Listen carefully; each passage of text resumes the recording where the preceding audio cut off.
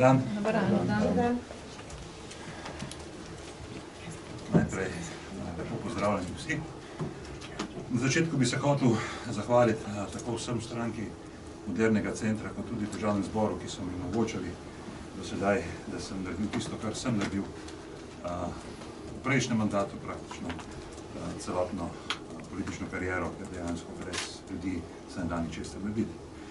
Druga stvar, ki bi jo rad poudaril, je, da je bil seveda včerajšnja izključitev povsem zrežiran dogodek, to se da iz objektivnih dejstev zelo lepo jasno videti.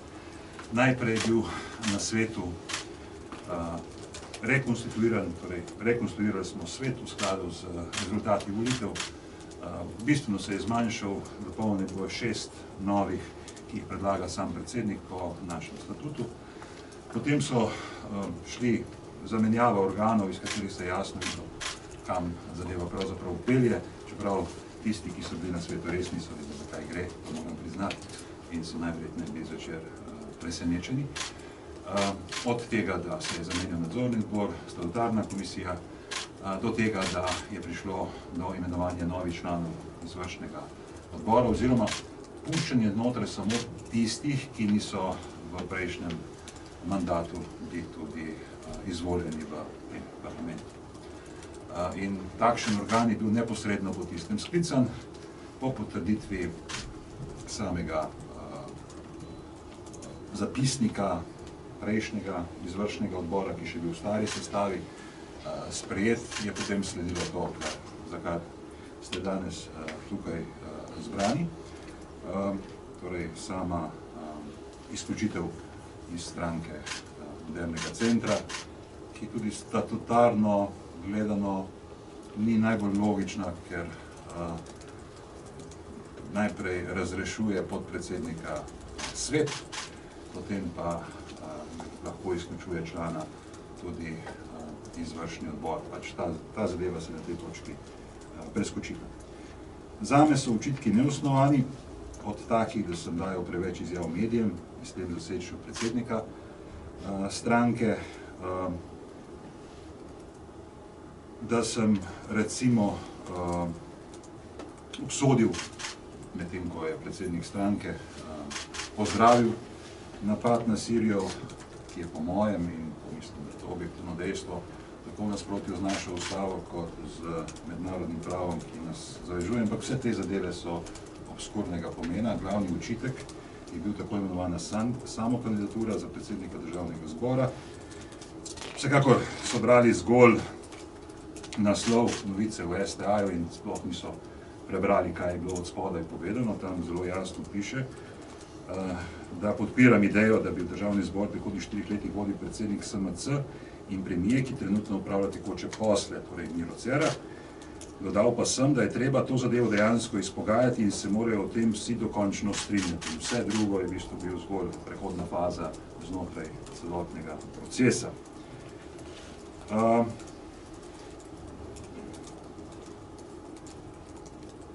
Zdaj, v primerjavi z mano, je sam predsednik vlade in tudi predsednik stranke večkrat kršil sklepe izvršnega odbora, kar se da pravzaprav zelo lepo dokazati. Od vseh tistih sklepov v povezavi z Palestino, kjer je pač odstopil, ker se je bal izvršiti te sklepe, do tistega, da ni upošteval sklepov, ki smo jih imeli glede povrnitve vojne škode izgnancem oziroma ostalim žrtvam vojne, in mi je v bistvu pravzaprav v tistih trenutkih raje grozil, kot bi pravzaprav se posvetil temu, da bi sklepi samih organov stranke bili izvedeni. Ampak jaz mislim, da vse to ni glavni razlog. Glavni razlog je preprosto moja zahteva, da je stranko treba konsolidirati. Konsolidirati pa pomeni pravzaprav upoštevati rezultate volitev, jo dejansko pripraviti na nove volitve, s tem, da pridejo sposobni ljudje na prava mesta in ne naši ljudje na tista mesta, kjer se pač vodstvo tako odloči. To je ena zahteva. Druga zahteva, ki je bila kot alternativa temu, ker je to zelo težko, najverjetneje isti garnituri narediti, ki je to moštvo tako ali drugače postavila, je bila pa ideja o približevanju socialno-liberalnih strank v prihodnje, kot neka alternativa temu. Oboje so podporniki v vodstvu, podporniki Mira Cerarja, kasneje tako eksplicitno ali pa implicitno zavrnili oziroma onemogočili, da se začne zadeva razvijati v to smer, ki je bila edina smiselna za samo stran. Kaj je zdaj? Sam mislim, da je treba najprej ugladiti glave, sam ne mislim ničesar prehitro ravnati. Politična situacija je toliko občutljiva, da ne želim sam povzročati dodatnih težav tistim minimalnim oblikam pogajanj ali izsiljevanj ali kakorkoli že temu rečemo, ki trenutno poteka, torej dokler bo minimalna šansa, da se dogodi levo-sredinska koalicija z Novo Slovenijo ali brez, meni je pravzaprav vseeno. Na tej točki do takrat najverjetneje je treba premisliti čisto vsak korak. Sam ga mislim premišljati in zato si mislim vzeti nekaj časa. Zaradi tega me ne spraševati, kje bom nadaljeval politično kariero ali podobno vprašanje, ker na to dejansko ne moremo odgovoriti. Za mano je zgolj ena dobro prespana, čudovito prespana noč. Zaradi olajšanja, ki ga človek čuti po tistem, ko dejansko ni treba prikrivati tiste slabosti, ki so drugače obstajale v stranki vladi ali kjerkoli druge v političnem prostoru in so v povezavi z imenom, ki ga nosiš.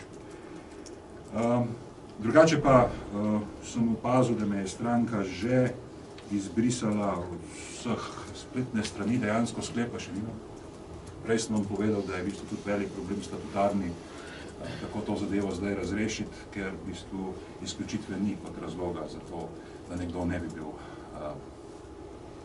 podpredsednik stranke Modernega centra, pa ne, da se to zdaj strašno želimo. Tukaj sam opažam takšna dejstva. In kot sem rekel, ja, po mojem bi mogel postopek biti speljan drugače, s tem bi dobil tudi širšo legitimnost, bilo pa veliko težje prepričati vse te ljudi, ki praktično sploh ne vedo, zakaj gre in teh mi je iskreno žal.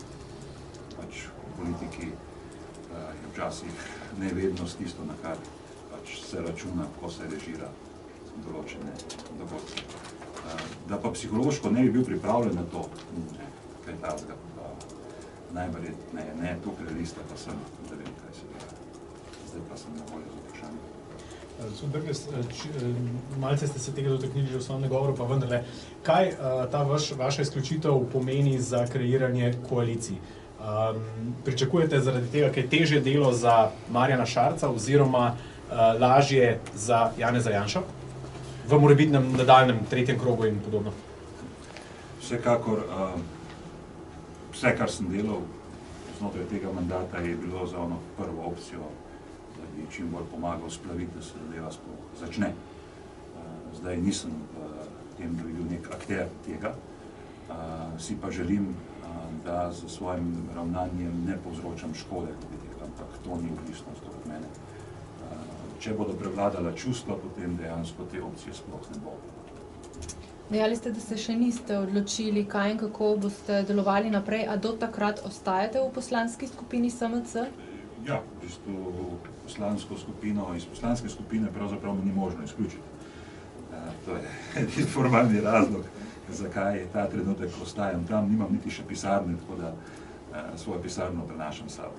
Pa ste bili včeraj na tej seji, v bistvu prisotni, ste videli, kaj se dogaja, ste bili povabljeni na to sejo, na svet pa? Ja, seveda, saj sem član sveta, saj ta trenutek sem še vedno, mislim, da po nekih analogijah bi pravzaprav še vedno mogel biti član sveta, ki bi moral razpravljati tudi o moje razrešitvi, seveda moral pa nekdo... Na izvršilnem odboru pa niste bili več? Na izvršilnem sem seveda tudi bil, normalno, ampak zadeva je bila dobesedno sklicana 15 minut po tistem, niti ni bila na dnevnem redu, niti v pisnem gradivu, najprej dopolnimo izvršni odbor, potem skličemo je brez točke, pametne točke dnevnega reda, razen tisto splošno in potem sklep, ki niti ni predviden naprej. V bistvu, kadija sudi, kadija tuži.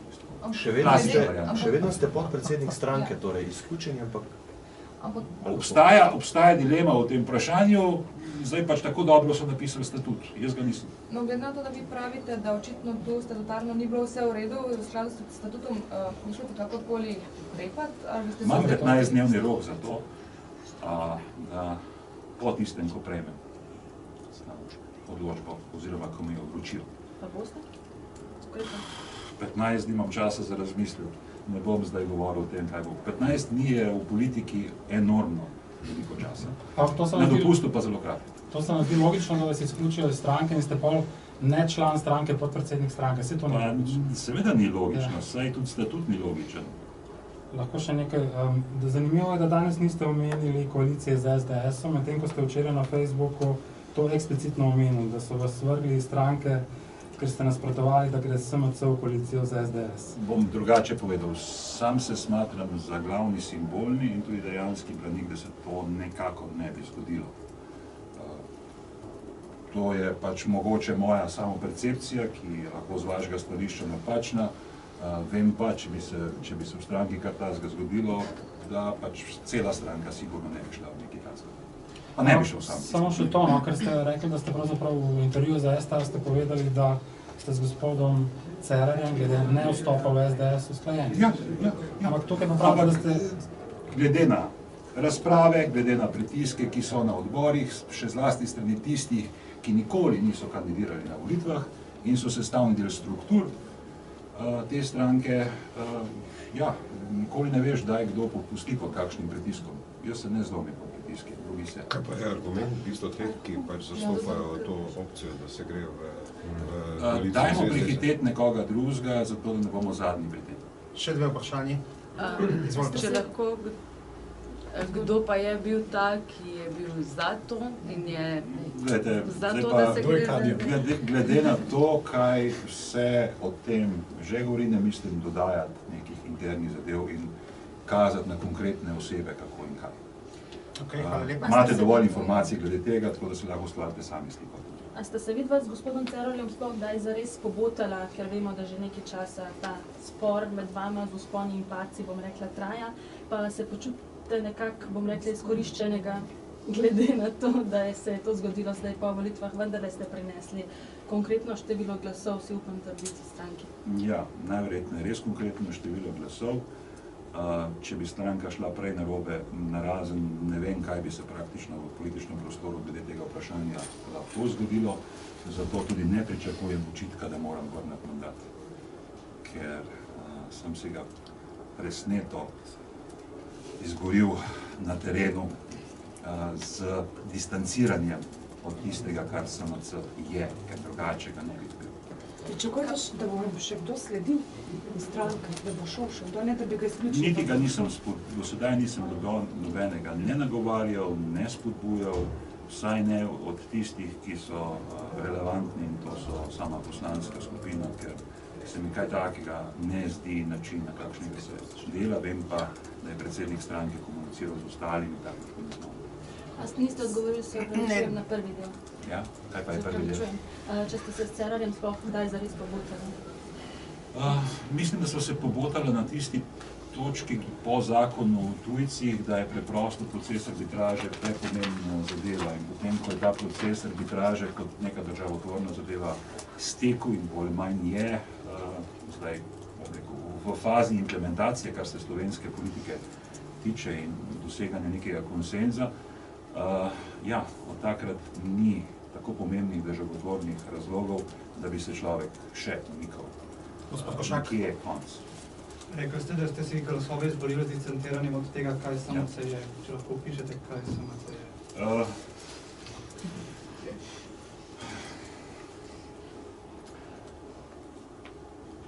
SMC je stranka modernega centra, ki je socialno-liberalna, želi pa biti tudi levo-sredinska. Zdaj, to je ta stvar, ki jo zagovarjamo v javnosti. Tisto, kar se pa na ravni posameznih ravnanj dogaja, je pa včasih različno od tega. Jaz želim živeti v skladu s tistim, kar govorim, in sedaj mi je v življenju uspelo in upam, da je tudi naprej. Hvala lepa. Ja. Ja.